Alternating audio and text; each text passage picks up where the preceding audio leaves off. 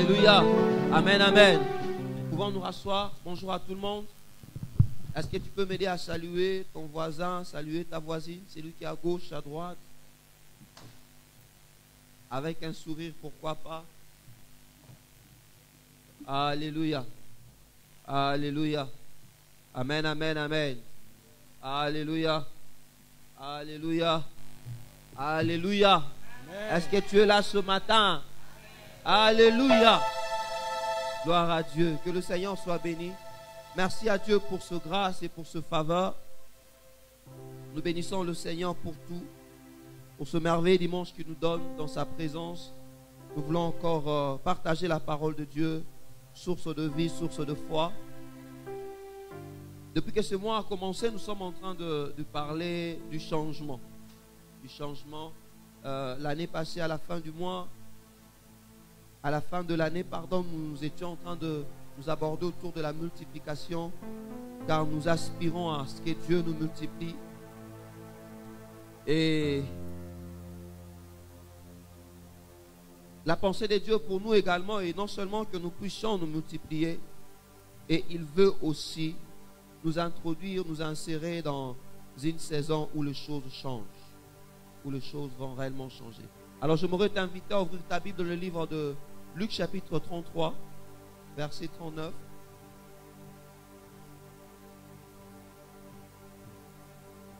Nous saluons également ceux-là qui nous suivent de l'autre côté via Facebook, YouTube. Que Dieu vous bénisse. Luc chapitre 5, verset 33.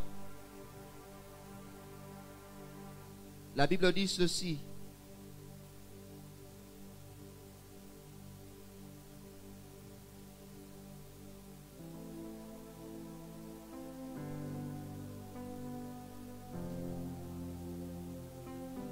Ils lui dirent, les disciples de Jean, comme ceux de pharisiens, jeûnent fréquemment et font de prière, tandis que le tien mange et boivent. Il leur répondit, pouvez-vous faire jeûner les amis de l'époux pendant que l'époux est avec eux? Les jours viendront où l'époux leur sera enlevé. Alors ils jeûneront en ce jour-là. Il leur dit aussi une parabole. Personne ne déchire d'un habit neuf un morceau pour le mettre à un vieil habit. Autrement, il déchire l'habit neuf et le morceau qu'il en a pris n'a sorti pas au vieux. Et personne ne met le vin nouveau dans le vieil outre. Autrement, le vin nouveau fait rompre les outres. Il se repent et les outres sont perdus. Mais il faut mettre le vin nouveau dans les outres neuves. Et personne, après avoir bu du vin vieux, excusez-moi, ne veut du nouveau, car il dit le vieux est bon. On va prendre la même histoire. Cette fois-là dans Marc chapitre 2, verset 22.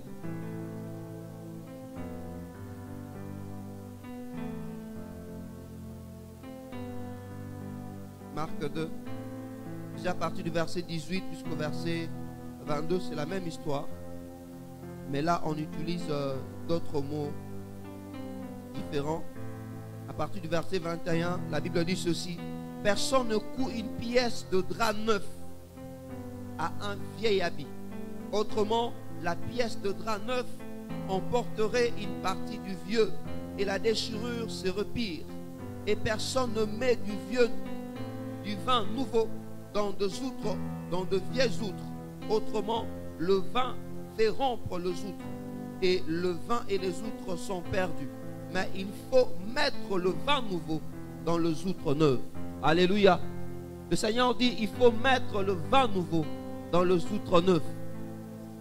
Je vais vraiment m'efforcer pour cet exercice.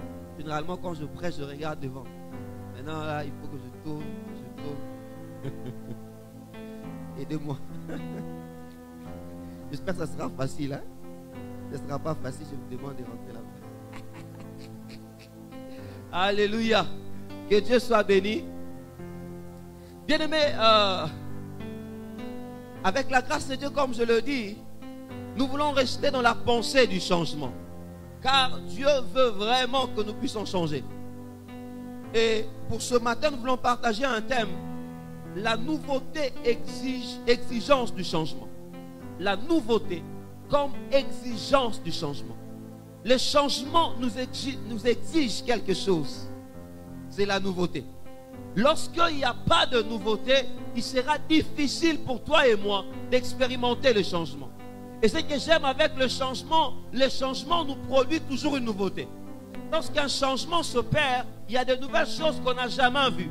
Et ces choses, lorsqu'elles le viennent, elles nous appellent aussi nous-mêmes à nous y conformer. Bien-aimés, la nouveauté, l'exigence du changement. Oui, nous voulons que les choses changent. Dieu va produire le changement. Mais le changement ne sera possible que si nous sommes prêts vraiment à accepter ce qui est nouveau. À accepter ce qui est nouveau. S'il faudrait revenir dans cette histoire, qu'est-ce qui s'est passé ce jour-là? Jésus se retrouvait dans la maison de Matthieu, Matthieu qui s'appelait Lévi, qui était un publicain. Alors pendant qu'ils étaient en train de prendre leur repas, il y avait également des pharisiens. Et les pharisiens étaient touchés dans leur cœur de voir comment est-ce que Jésus, qui soi-disant était venu pour sauver les pécheurs, mais qui passait son temps, entre guillemets. Pour eux, il passait son temps avec d'autres pécheurs.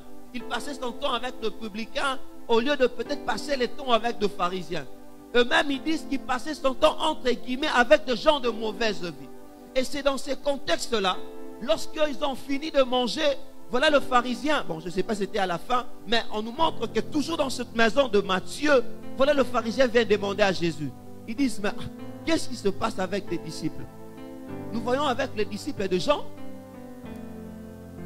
ils ont l'habitude, les disciples de Jean, de jeûner.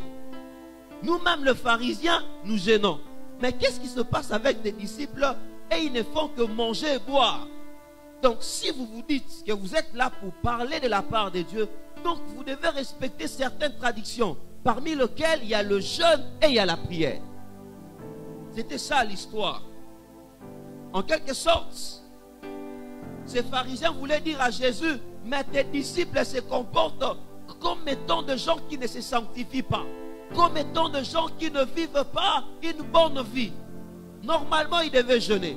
Normalement, ils devaient manger. Mais pourquoi ils sont tout le temps avec les gens de mauvaise vie?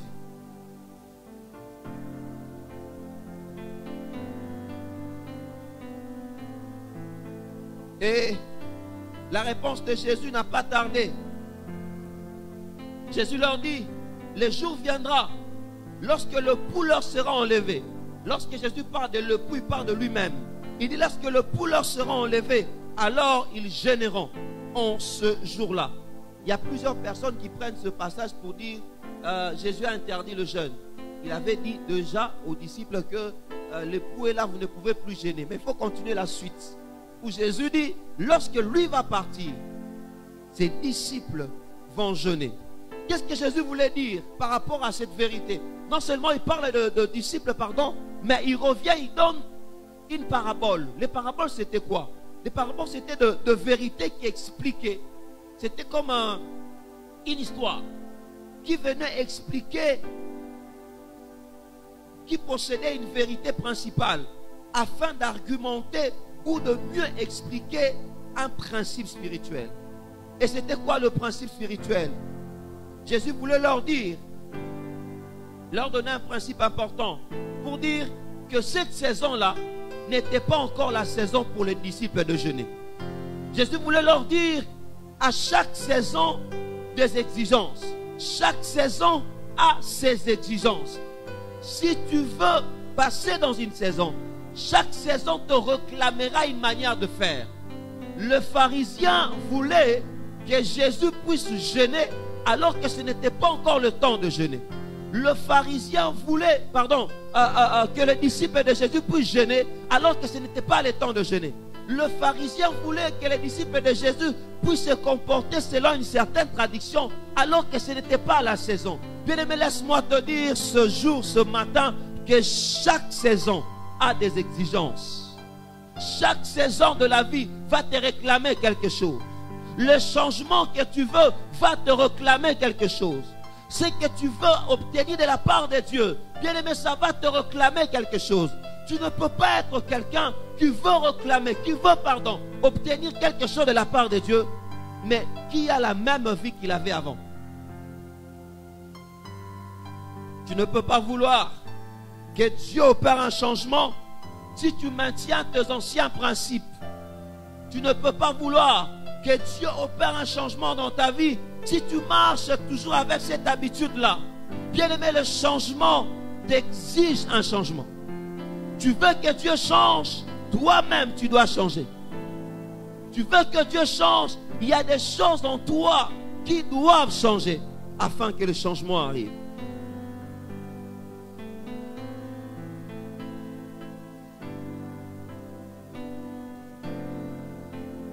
Jésus voulait leur dire, cette manière de vivre que vous voulez pour mes disciples ne correspond pas au temps où ils sont présentement. Vous leur demandez de jeûner, mais maintenant ce n'est pas encore leur temps de jeûner. Et Jésus est en train de comparer, il dit, on ne peut pas coudre un drap, un vieux drap, un habit qui est déjà usé, et on essaye de l'arranger, de le raccommoder avec un drap tout neuf. Il dit, ce n'est pas possible, parce que le nouveau va déchirer l'ancien. Ça ne sera pas possible qu'on mette de part et d'autre le nouveau et l'ancien. Bien-aimé dans le Seigneur, ce matin, laisse-moi te dire que le changement a des exigences, que le changement va te réclamer quelque chose. Il est important de respecter chaque saison, car chaque saison a des exigences. Alléluia. Amen, amen. Chaque saison a ses exigences.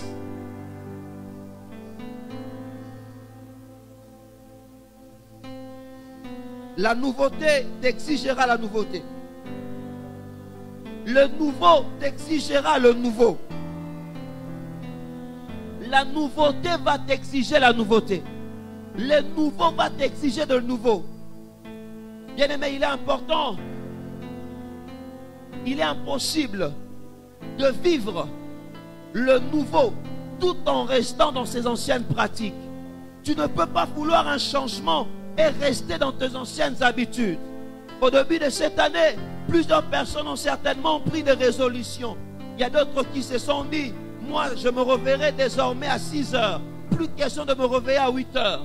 D'autres même ont pris des résolutions pour dire, telle personne influence négativement ma vie, je m'aurais pu être avec lui. Il y a même certains qui se sont dit, chaque dimanche je serai à l'église. Au début de cette année, nous avions pris beaucoup de résolutions. Nous avions même fait des déclarations. Mais le comble, mais ce qui est dur, est de savoir que jusqu'à ce jour, ces résolutions ne sont que de lettres mortes. Pourquoi? Parce que on n'a pas voulu comprendre ce principe où le nouveauté appelle le nouveauté. Le nouveau réclame le nouveau. Si tu veux vivre une nouvelle vie, tu dois te comporter d'une nouvelle personne, d'une nouvelle manière, pardon. Si tu veux que le nouveau entre dans ta vie, si tu aspires après la main de Dieu, bien-aimé, il est important pour toi aussi d'avoir de nouvelles habitudes. D'avoir de nouvelles habitudes. Alléluia. Alléluia. Alléluia. Avant de revenir sur notre passage, que Dieu nous aide, laisse-moi te dire, le changement n'est pas le fruit du hasard, mais le changement est un produit intentionnel. Le changement n'est pas le fruit du hasard, mais le changement est un produit intentionnel. C'est-à-dire quoi? Les changements ne viennent pas par hasard. Au fin de compte, pas vie ne changer, non. Au fin de compte, pas comportement ne changer, non. Au fin de compte, pas habitude ne changer. Bien aimé, le changement n'évolue pas avec le hasard, mais le changement marche avec l'intention. Il faut avoir l'intention de changer. Le changement t'exige la volonté. Il faut avoir cette volonté de changer et le changement viendra. Est-ce que je parle à quelqu'un ce matin? Est-ce que je parle à quelqu'un ce matin? Changer, c'est la volonté. Si tu as la volonté de changer, avec la grâce de Dieu, tu changeras. Une autre vérité importante, laisse-moi te dire. Les changements ne sont pas spontanés, mais c'est le résultat d'un processus. Le changement qui s'opérera dans ta vie n'est pas spontané. Au fan arabe, toi et pour marambo changer. C'est un processus qui généralement commence par une première étape et petit à petit, est-ce que ça va arriver au point final. Voilà pourquoi je me vais demander à une personne d'être patient, parce que Dieu a déjà déclenché le processus de changement pour ta vie. Beaucoup d'entre nous, lorsque nous prions, nous attendons à ce que tout change à la seconde, tout change à la minute. Mais bien aimé, laisse-moi te dire, les choses vont certainement changer. Les choses vont certainement changer. Mais avec Dieu, Dieu est le Dieu des processus. Dieu est le Dieu des étapes. Dieu va étape par étape. Même le monde, pour qu'il crée le monde, ce n'est pas directement que l'homme est apparu, non. Il a d'abord commencé à créer la terre, il a créé les cieux, il a séparé la mer de la terre, il a créé les oiseaux, il a créé les arbres, et c'était seulement à la fin qu'il a créé l'homme. En fait, son objectif c'était l'homme. Mais avant de créer l'homme, il a préparé des choses qui devaient recevoir cet homme. Bien aimé, laisse-moi te dire ce matin, ne sois pas pressé avec Dieu, car Dieu est en train de préparer les choses qui vont recevoir ta bénédiction. Il nous arrive parfois d'être pressé, de dire Seigneur, je veux tout recevoir maintenant. Je veux que tu fasses tout maintenant. Bien aimé dans le Seigneur, ce n'est pas toujours le plan de Dieu. Dieu est le Dieu des processus. Même pour que Jésus vienne sur la terre, Jésus pouvait venir le jour là même où Adam avait péché. Jésus pouvait venir et mourir à la croix. Mais le Seigneur ne l'a pas fait. Il a attendu. Moïse est passé. Abraham est passé. David est passé. C'est seulement 2 années après que Jésus est venu. Le changement est un processus.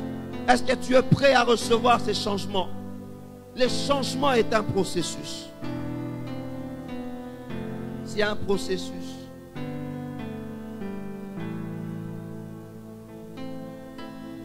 Celui qui s'attend au changement doit s'organiser pour recevoir ces changements. Tu ne peux pas te dire, j'attends le changement et tu es là, tu ne fais rien. Non, non, non. Celui qui s'attend au changement, celui qui attend que le changement s'opère dans sa vie, bien aimé, il doit se préparer pour recevoir ces changements. Il doit s'organiser pour recevoir le changement. Essayez d'imaginer une personne qui dit, Seigneur, je veux que les choses changent. Seigneur, je veux que tu me visites. Je veux que tu me donnes telle chose. Mais il se comporte toujours comme une personne qui n'attend pas de recevoir la chose. Bien aimé, le changement ne viendra pas. Le nouveau te réclame le nouveau. Le nouveau te réclame le nouveau. Cette nouvelle vie que tu veux avoir avec Dieu te réclame aussi de nouvelles habitudes. Cette nouvelle vie que tu veux avoir avec Dieu te réclame de nouvelles choses. Bien-aimé dans le Seigneur, j'aimerais te le rappeler encore ce matin. Le nouveau te réclamera le nouveau. Tu ne peux pas vouloir que Dieu t'introduise dans une nouvelle saison alors que tu as les habitudes de l'ancienne saison.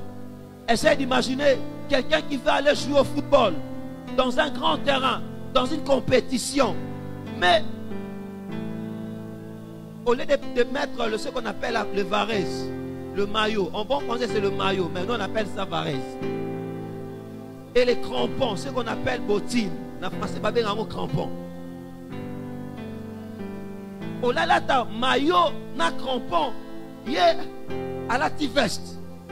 À Québec, t'as pas les veste. Non, ça ne peut pas, ça ne peut pas aller. Tu ne peux pas aller jouer au foot dans une grande compétition, mais tu ne t'habilles pas selon que cela te réclame.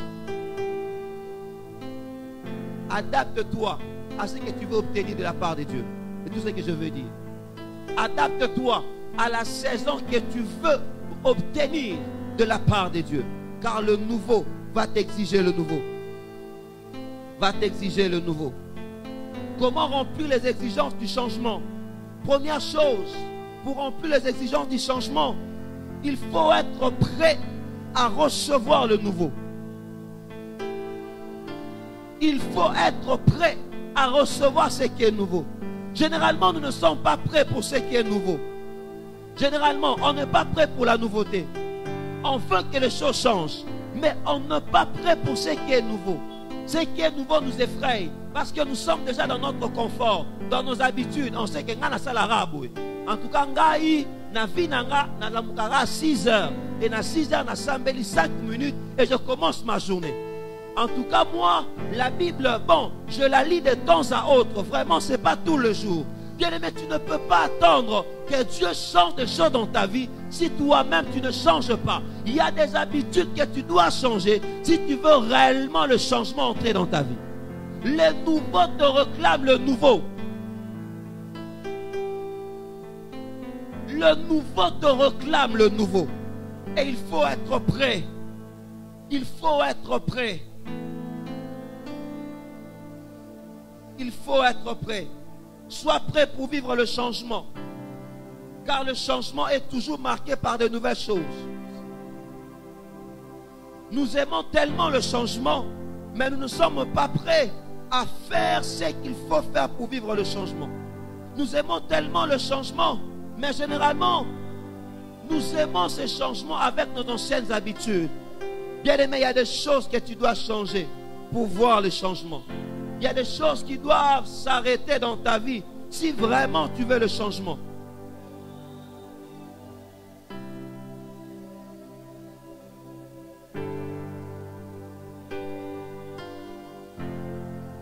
Le nouveau te réclame le nouveau.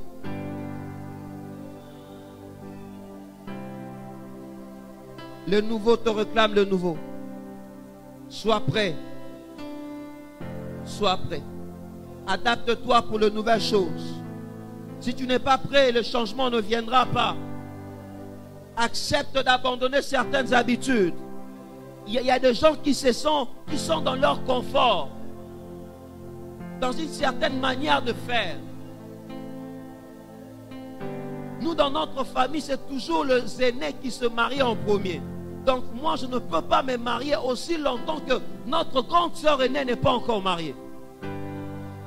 Nous, dans notre famille, les gens de l'Est n'entrent pas. Parce qu'il y a un homme de l'Est qui a fait des histoires avec ma soeur. Alors il a tellement abîmé la réputation que nous ne voulons pas de ces gens-là. Bien-aimé dans le Seigneur, Dieu ne te bénira pas toujours avec des choses que tu aimes. Dieu peut te donner des choses que tu aimes, mais avec l'apparence de choses que tu n'aimes pas. Alors il est important pour toi de savoir t'adapter, de savoir que Dieu pourra te bénir, Dieu pourra te visiter de n'importe quelle manière. Mais tu dois être prêt pour la nouveauté. Tu dois être prêt pour la nouveauté. Biso to sala rara boy. Yo recharger ma ramdeni. Et ça la rara boy pas na biso. C'est généralement ce que les gens disent. Mais bien aimé, lorsque Dieu se décide de changer, parfois il ne fait pas de choses comme on le fait toujours. Il peut faire des choses autrement. Mais il est important que toi et moi, que nous soyons prêts. Que nous soyons prêts. Deuxièmement, pour remplir les exigences du changement, il faut connaître les exigences de chaque saison. Comme je l'ai dit à l'introduction, chaque saison a des exigences. Chaque saison te réclame quelque chose. Chaque saison te fait un comportement. Chaque saison te voudra une habitude. Et il est important pour toi, bien-aimé, de savoir s'adapter. De savoir s'adapter. Le vieux va avec le vieux. Le nouveau va avec le nouveau. Tu ne peux pas chercher à avoir le nouveau, mais avec la mentalité du vieux. Et il est important de connaître les exigences de cette saison-là. Tu es étudiant. En tant qu'étudiant, qu'est-ce que cela t'exige? Tu es élève. En tant qu'élève, qu'est-ce que cela t'exige? Tu veux réussir, avoir de bons points. Tu veux satisfaire. Tu veux te marier. Tu veux être un jour fiancé. Qu'est-ce que la saison t'exige? Connais les exigences de la saison. La Bible dit, mon peuple périt faute de connaissance. Si tu n'as pas la connaissance qui est attachée à la saison, tu périras. Imagine, en pleine saison sèche, quand il fait très froid, quelqu'un sort avec un habit léger. Bon, là, ça peut passer encore. En pleine saison sèche, il fait extrêmement froid, mais quelqu'un sort avec son parapluie. Les gens vont se demander, mais qu'est-ce qui se passe? Il est fou. Bien, qu'est-ce qui se passe dans sa tête? Ça n'a pas de sens. On n'a pas besoin de ça parce qu'il n'y a pas de soleil. Quelle que ta saison t'exige, ta saison t'exige quoi? Les changements que tu veux obtenir là, ça t'exige quoi? Si tu ne payes pas le prix de ces changements, tu ne vivras pas le changement. Si tu ne payes pas le fruit, tu ne vivras pas le changement. Un jour, le diable apparaît à Jésus et lui dit, si tu es le Fils de Dieu, change ce pain. Alors que Jésus passait 40 jours de jeûne et de prière. Manger n'était pas mauvais pour Jésus. Mais seulement, ces moments-là précis n'étaient pas le temps pour Jésus de manger. Bien-aimé, le diable peut te demander de faire quelque chose qui est bon, mais le temps n'est pas bon. Lorsque tu sens dans ton cœur l'envie de faire quelque chose, demande-toi si c'est le temps pour toi de le faire. Le diable vient vers Jésus, il lui dit, si tu es le Fils de Dieu, change ce pain, que ce pain devienne, change le pierre, que ces pierres deviennent du pain.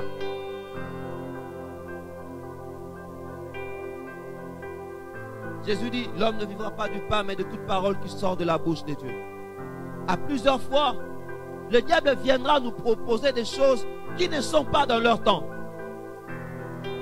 Mais il est important pour toi de respecter les exigences de ta saison. Il viendra peut-être te proposer, alors que vous êtes fiancés, d'aller ensemble avec ton fiancé. Apprends que ce n'est pas le temps de le faire. Quoique cela soit bon, mais c'est plus bon pour le cadre du mariage, mais ce n'est pas bon pour le fiancé. Bien-aimé, que Dieu t'aide à respecter chaque saison, à respecter les exigences de chaque saison. Que le Seigneur t'aide. Alléluia. Alléluia. Alléluia.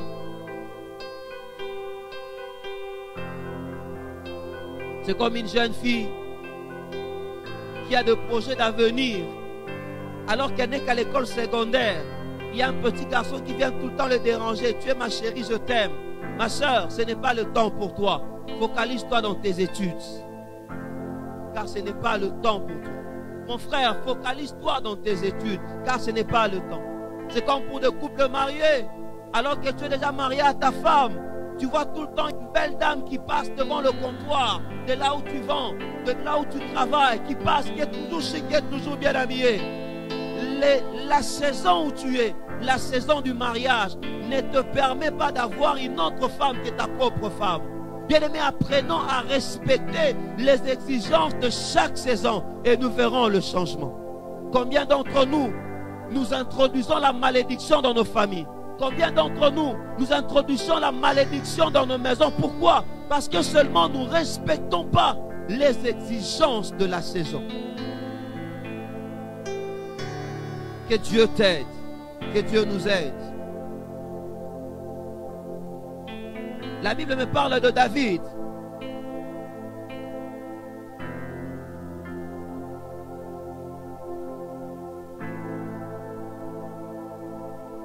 À chaque saison, au début de chaque nouvelle saison, Dieu t'enverra de nouvelles personnes qui vont jouer un rôle déterminant dans ta vie. Au début de chaque nouvelle saison, lorsque Dieu veut opérer un changement dans ta vie, le Seigneur t'enverra de personnes qui auront un rôle à jouer. Lorsque David devait devenir roi, il n'est pas devenu roi directement. Le Seigneur a d'abord envoyé Samuel afin de le oindre comme roi. Bien-aimé, je prie pour quelqu'un ce matin, alors que tu es certainement à une nouvelle saison de ta vie, mais tu ne sais pas comment cela va se passer, que le Seigneur t'envoie un Samuel qui va te donner l'onction, la force, l'enseignement qu'il faut pour que tu commences une nouvelle saison. Bien-aimé, David a connu 3 étapes dans sa vie. La première étape est allée de l'onction jusqu'au palais royal, au combat de Goliath. La deuxième étape, de la victoire de Goliath jusqu'à être maintenu dans la maison de Saül. Et la troisième étape, lorsque le Seigneur le oint, il est devenu roi. Et vous remarquerez qu'à chaque étape, il fallait une onction particulière. Chaque étape, Dieu lui a donné une onction particulière. À chaque étape, Dieu lui a donné des personnes, des hommes et des femmes pour l'accompagner dans cette étape-là. Dans la première étape, Dieu a permis que Samuel puisse venir afin de le oindre pour vaincre Goliath. Bien-aimé, je ne sais pas dans quelle étape de ta vie tu te trouves, mais apprends à connaître quelle est la saison de ta vie. Quelle est la saison de ta vie maintenant? Tu veux peut-être la royauté alors que certainement Dieu t'accordera la royauté. Mais maintenant c'est d'abord la saison de la préparation. Quelle est ta saison maintenant? Apprends à demander à Dieu, Seigneur, viens dans la saison Nini. Qu'est-ce que je dois faire maintenant? Qu'est-ce que tu veux que je fasse? David, oint par Samuel, devait vaincre Goliath. Mais il ne devait pas devenir directement roi d'Israël. Dieu est le Dieu des étapes. Dieu est le Dieu des étapes. Et le Seigneur le conduit dans le palais royal. Après la victoire de Goliath, Dieu le conduit dans le palais royal. Et à un certain moment, Saül, le même qui était son mentor, est devenu son ennemi. Et il a fui Saül pour aller au désert. Et au désert, Dieu envoie de nouvelles personnes. Ces gens qu'on a appelés après le vaillant homme de David. Bien-aimé, Dieu t'enverra toujours de personnes à chaque saison. J'aimerais que tu sois prêt à ce qu'il y ait dans ta vie qu'il y ait parfois de séparation. J'aimerais que tu sois prêt dans ta vie qu'à un certain moment, qu'il y a d'autres personnes sans que tu le veuilles, qu'ils te quittent. Si ces gens te quittent, donc leur travail, ils n'ont plus de choses à faire avec toi. Ils sont partis. Alors ne le force pas. Parce qu'ils ne sont plus le genre de la saison pour toi. Dieu t'enverra d'autres personnes qui seront de personnes de la saison pour toi. Et pendant ce temps, Dieu a permis que David se rapproche avec Jonathan. Et à chaque fois lorsque quelque chose s'est passé dans la maison et que David ne connaissait pas, Jonathan parfois venait le souffler pour dire: fais attention, il y a telle autre chose qui se passe. Bien-aimé, à chaque étape, à chaque saison de ta vie, Dieu t'enverra de nouvelles personnes. Mais sache aussi qu'à chaque saison de ta vie, il y aura des combats attachés à cette saison-là. Les combats pour entrer dans le palais royal, David devait d'abord vaincre l'ours, vaincre le lion et puis vaincre Goliath. À chaque saison est attaché des combats de la saison. Chaque saison a ses combats. Chaque saison a ses luttes. Chaque saison a ses batailles. Et je prie que Dieu te donne la force suffisante afin de remporter la victoire par rapport à la saison où tu te trouves. Je prie que Dieu t'accorde la force qu'il faut afin que dans ces moments précis, alors qu'il y a des combats précis, qu'il te donne la victoire sur ces combats-là. Et ce que j'aime avec Dieu, quand tu apprends à remporter les combats de la saison 1, les combats de la saison 1 vont te préparer au combat de la saison 2. Quand tu apprends à remporter de petites victoires, les petites victoires vont te préparer à la grande victoire.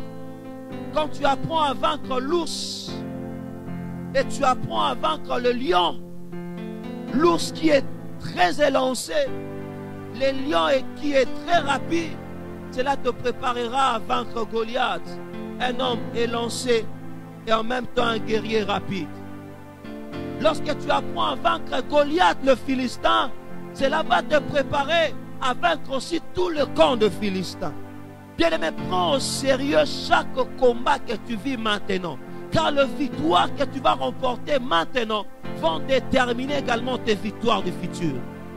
Même si ces combats sont minimes, remporte-le 1 à 1.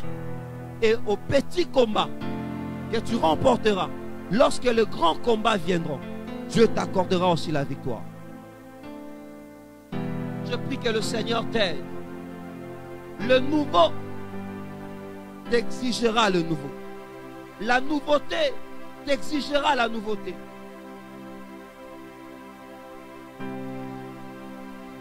Tu veux une nouvelle gloire dans ta vie. Tu veux que Dieu te visite. Mais tu dois être prêt à faire de nouvelles choses. Tu dois être prêt à sortir de ton confort.